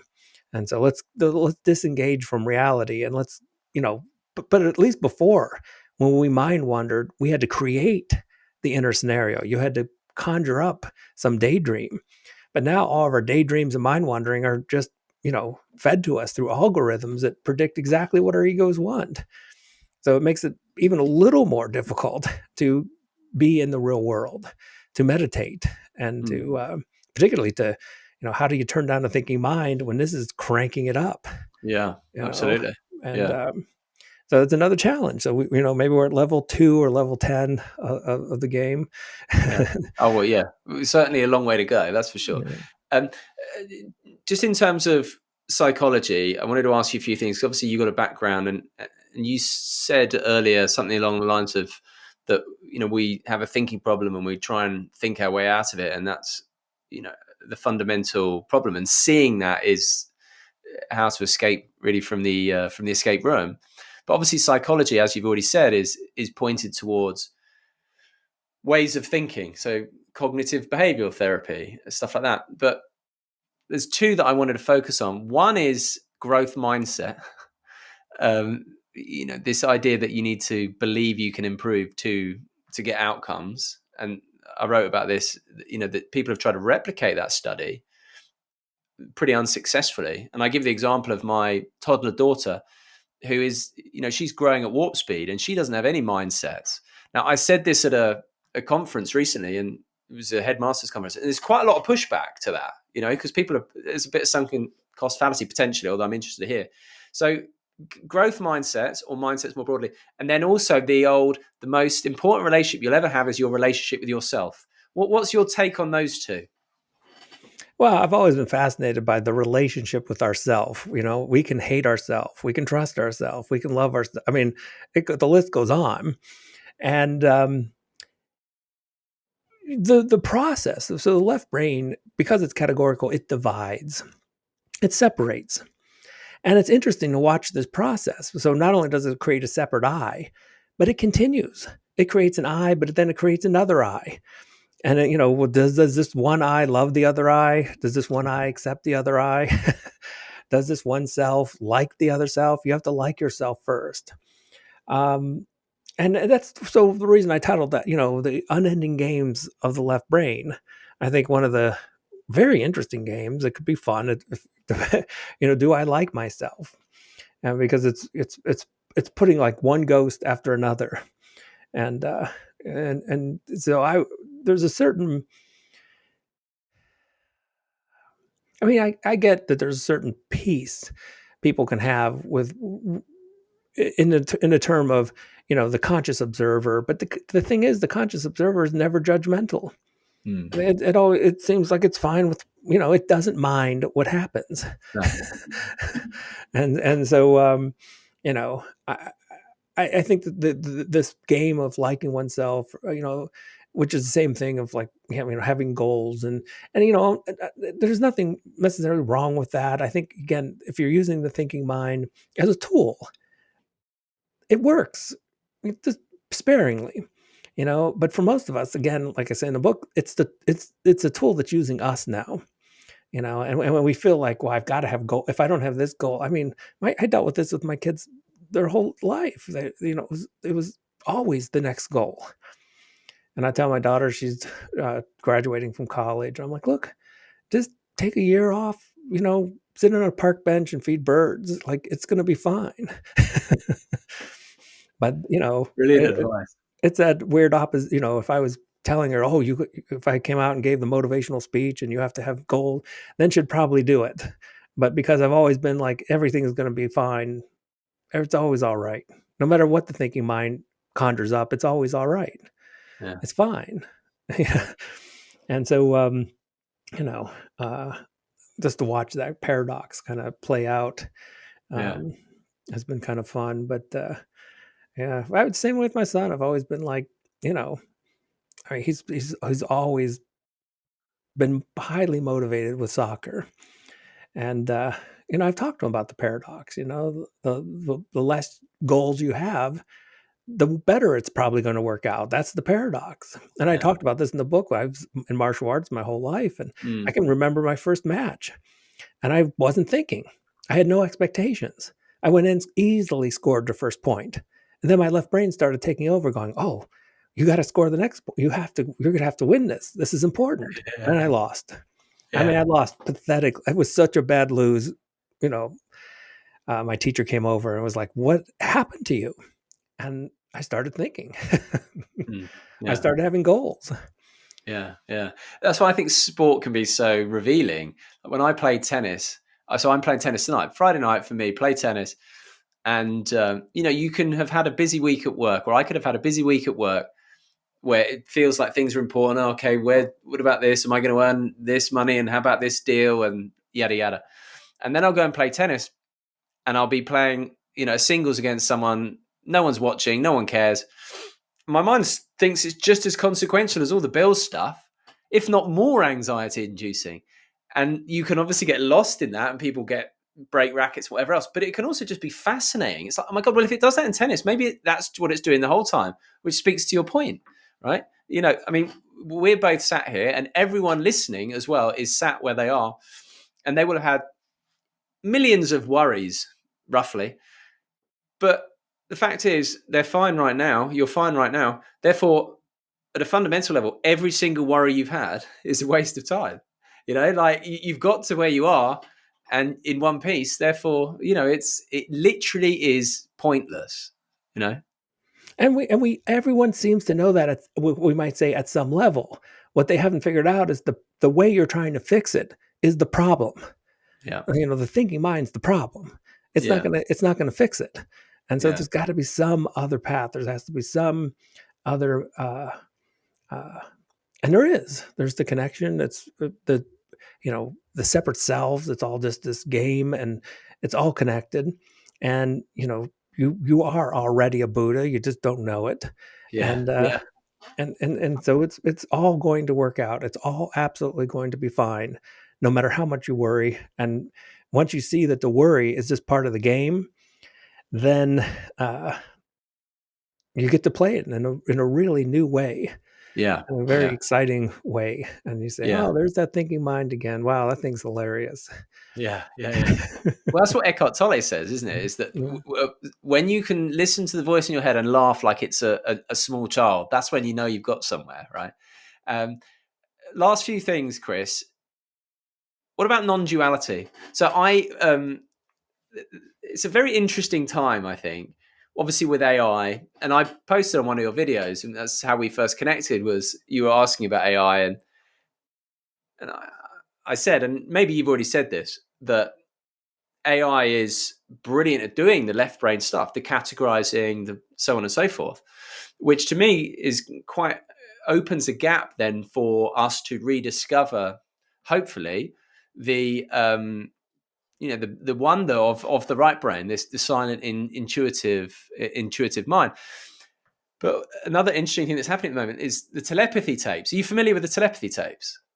I don't think so. Okay, it's this podcast that's doing great business on both sides of the Atlantic, insofar as this woman Kai Dickens and her team who are exploring the possibility that non-speaking autistic kids can communicate telepathically. Oh yeah. Okay, right. It sounded an interesting response. So I'd be interested to hear your thoughts. Anyway, now whether you're into that or not, a lot of the criticism was around, for example, this isn't standing up to the vigors of science in terms of evidence, in terms of commitment to what's true, etc. Now, so I wrote a little piece about how, well, let's take those same criticisms and look at materialism. The idea, the basic premise of a materialism being that consciousness is an emergent property of the brain, right? Well, that is a belief, not a fact. So our whole worldview is based on a belief, which is really no different to religious belief. And so you're obviously right at the forefront in terms of both AI and in terms of the brain and everything like that. What's your take on consciousness, on emergence or fundamental or something else? Well, it's not. So it's absolutely clear materialism is a belief, and there's just no, you have a conscious experience comes first, and it's through consciousness that you know what we call the material world.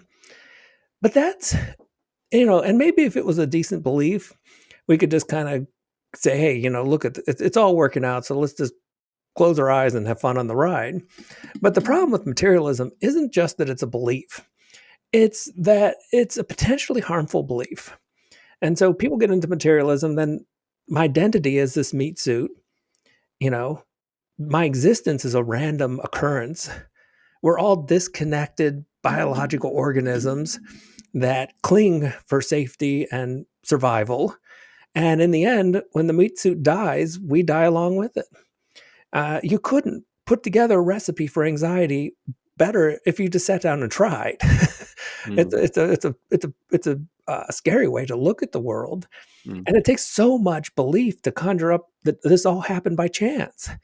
And then you get into the scientific version, and you say, well, okay, we're just going to assume that a brain generates consciousness. Now, look, I'm do neuroscience all the time, and play with this. Left, right brain, and it's a good map of what we might call reality. But is it reality itself? Well, no. I just treat it as it's a map. It's a way to guide ourselves. But if you start putting materialism on the table and really questioning it and deconstructing it, like you put the self on the table, you deconstruct it. Well, there's no self there. You put materialism on that same table and start deconstructing it. You're like, wow, there's not much here. I mean, we've cut up what we call the material world. We've cut it up, and we never found matter. There wasn't anything there. We find statistical probabilities, and they all seem to depend on consciousness. So you take something simple, well, not simple, but basic in quantum physics, like the double slit experiment, and it there doesn't seem like there's any matter there. It just seems like there's consciousness, and once consciousness is there, then something seems to emerge in what we might call the physical world. And so there's no place you can go in this existence without consciousness. I mean, consciousness is always there. That's not the same with materialism. And so the material world, as a hypothesis, doesn't seem like it's holding up. And so we began questioning it. And then all of a sudden, this consciousness is fundamental hypothesis, which doesn't take nearly the amount of belief that the materialism hypothesis requires, because here you are, you're an experiential creature. Your consciousness should at anything have you running down the street exclaiming, I'm a conscious being. Yeah. And that could never be faked. No one could ever fake this into, like, you couldn't be faked into consciousness if you weren't. It's self-evident. And everywhere you go, there it is. Even when you're sleeping, there it is. And you've never known the material world without it. And yet, in states of meditation, the material world doesn't even seem terribly important. And there are ways to meditate where awareness is only aware of itself. And the whole creations of what we call the material world are rather superfluous. It doesn't seem to count very much.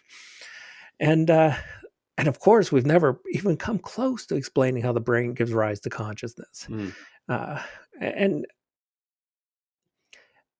the quote, what would it even mean? And so we're so used to like, this is all in the materialistic myth that things in the material world give rise to consciousness. So that's the big AI question.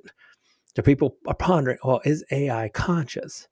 Because, well, if a brain can give rise to consciousness, then maybe this complex thing can also give rise to consciousness.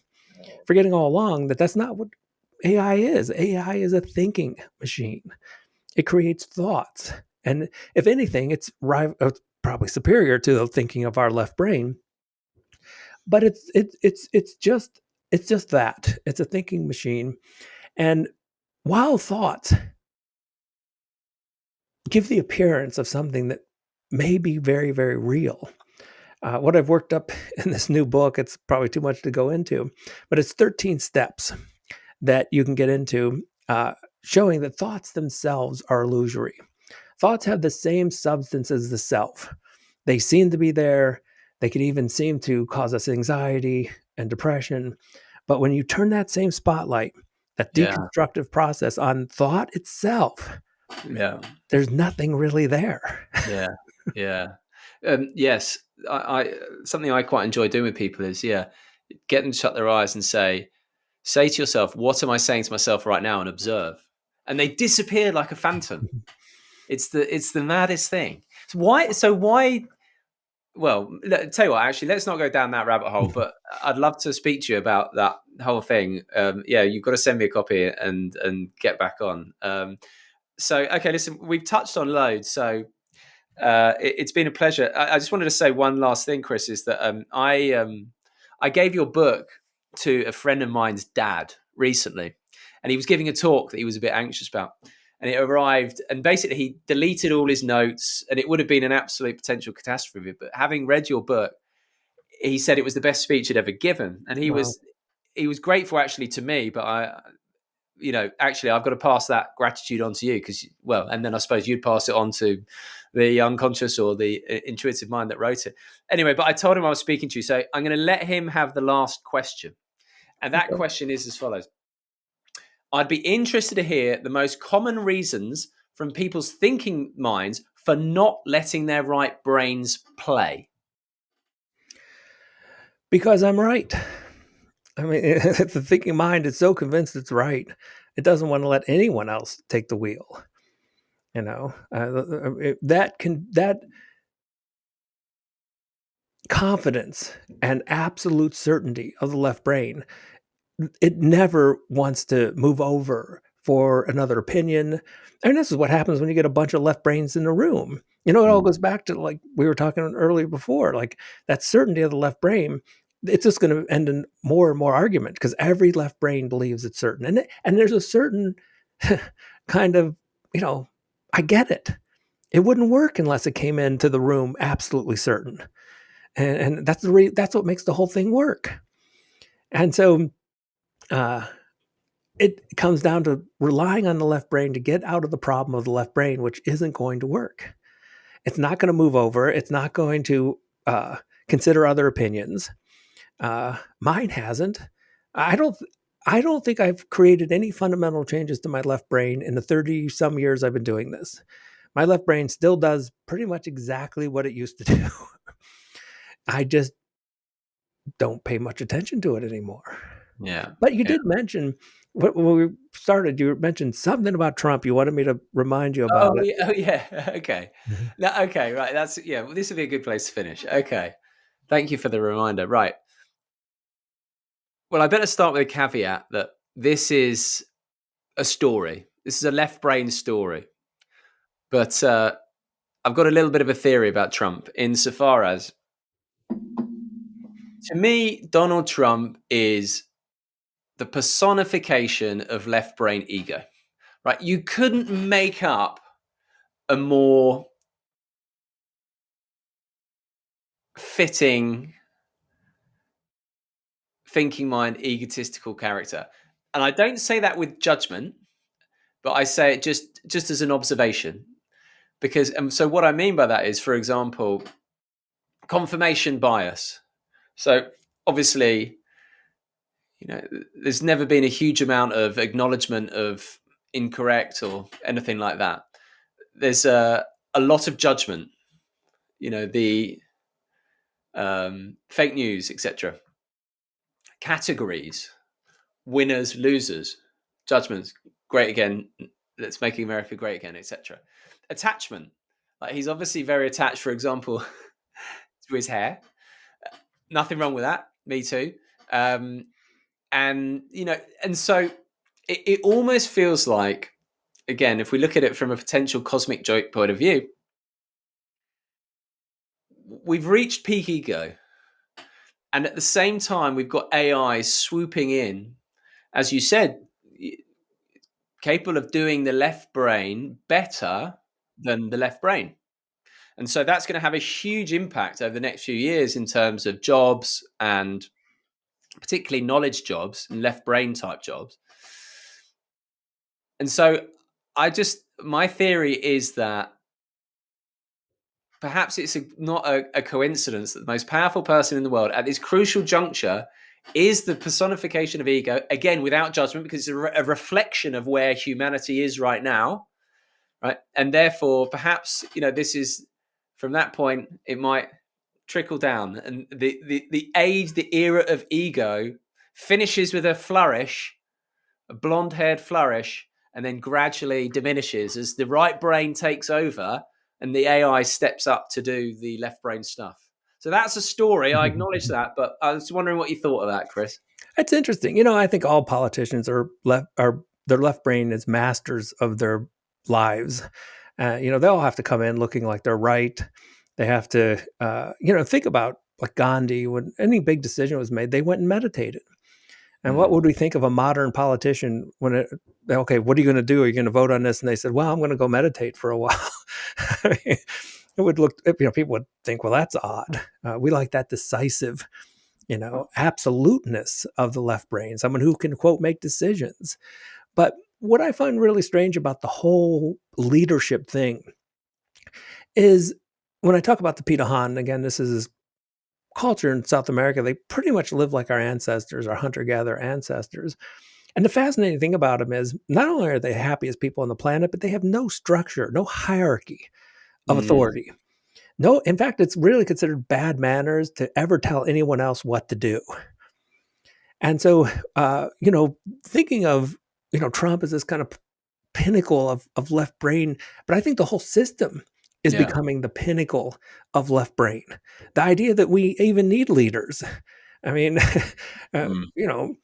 why are we so,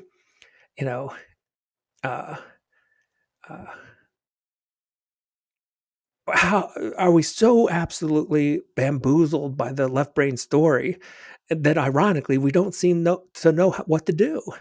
So we have to have other people tell us, like, we have to have this hierarchy of authority. And so we could questioning the whole system is similar to questioning the left brain. When we question and observe the doings of the left brain, we become the observer. When we do that same thing to our political systems, we realize like the whole thing is fiction. Yeah. The whole thing is a left brain fiction. Do we even need a president? Do we need presidents? Do we need government telling us anything? I mean, there are cultures that get along very happily. And people have said, well, this is because of the numbers. As soon as you get more than like a couple thousand, like 30,000, then you need some kind of hierarchical, power telling people what to do. And I'm not sure. I mean, yeah, if it's a bunch of left brain individuals, maybe you do need authority. But as you put it, perhaps there will be some transcendence of this left brain. And then there's no need for authority. Yeah. Yeah. Another argument I sometimes make is that as long as we cling to materialism and the belief that consciousness is emergent, which therefore also implies things like, well, resources are scarce, survival of the fittest, zero sum, I can only get ahead, at your expense, as opposed to, well, if consciousness is primary and there is only one conscious fundamentally, and in this moment it's talking to itself through Simon and Chris, then it comes back to that old adage of love your neighbor like yourself. I think it was Francis of Assisi who said, love and do as you will. And what that means, as far as I can understand it, is recognize the other as yourself and then crack on, right?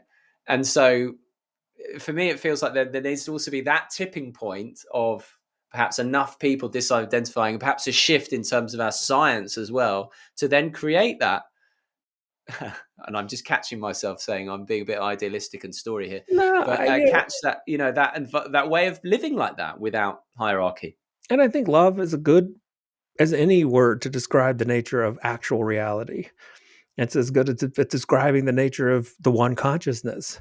And when people recognize that there is no other, Mm, you know, I mean, you might have your left brain doing its thing while my left brain does its thing, but then you go beyond that, then the separation isn't as obvious. mm, And you're like, when people start having similar emotional states, there's this one time, um, one of my kids did something silly and they just were feeling all this kind of embarrassment over it. And I started feeling it. And I was like, wow, that's really interesting. And there's two ways you can go about that. You can say, well, on the one hand, I've got mirror neurons and, yeah. I can imitate your emotions and I can connect with you that way. That's the materialist account. And then there's this other that's like, look, there's one consciousness and it's having this experience of separation, but sometimes sometimes these sort of collide and overlap. And, his conscious experience was kind of melding with mine. And that's why I was feeling it. Yeah. And when you get into all the other experiences of mystical experiences and, synchronicities, Oh yeah. the consciousness is one. It just holds up. It's a better hypothesis, Yeah. and it's a better way to live because uh, the conflict, the with the materialistic hypothesis, and winner take all, and survival, and uh, it's kind of run its course. Maybe it was a fun game to play for a little bit, but every game eventually kind of gets tiring, and I think maybe it's worn its way. It's served its purpose. It was fun to pretend. Particularly the 20th century, where we probably played the game of being what we're not maximally with Yeah. suffering, Yeah. and so we've maybe gotten that out of our system. Uh, it's a time for maybe a different game. Yeah. Instead of the game of separation, kind of take a little pause and recognize there's just one, and then we'll fall asleep again and maybe do the whole thing over again. Yeah. Yeah. Oh, how funny. Oh, what a wonderful place to end. Chris, just an absolute joy spending time with you. I'm very excited about your new book. If the pre-orders are up, I'm going to go and do it right now. But please come on again. I'm so delighted to connect with you. So grateful for your work. Really love having you on. And like I said earlier, I think the fun that you bring, as you illustrated in that last comment, to spirituality, which can get a bit up its own arse at times, is very refreshing. So thank you. I appreciate it. It was a great conversation. Really enjoyed it. Lots of fun.